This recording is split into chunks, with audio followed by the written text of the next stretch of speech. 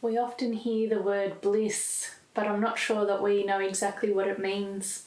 You infuse a quality called Divine Bliss. Would you mind explaining? Bliss is like joy. It's like the feeling of happiness in your being, in every cell of your being. That joy, but it's more active. It's kind of more dynamic. It's more expressive innerly. It's not outwardly. It doesn't mean you laugh loud or anything like that. It's just like it's like in your every cell. It's almost there's a joy in every cell of your being, but it's actually the joy is so much that it kind of expresses through. It's like it expresses through a trumpet, you know.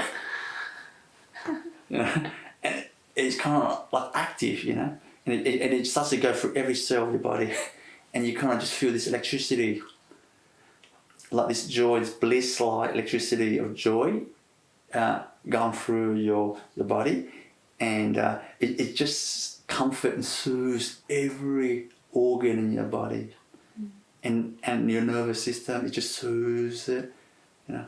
It heals everything, you know. It gives you all your hair kind of goes upward in celebration. It's like it's like every tree is is reaching towards the light, but every hair in the thing is reaching towards divinity and God. A bliss is like that, yeah.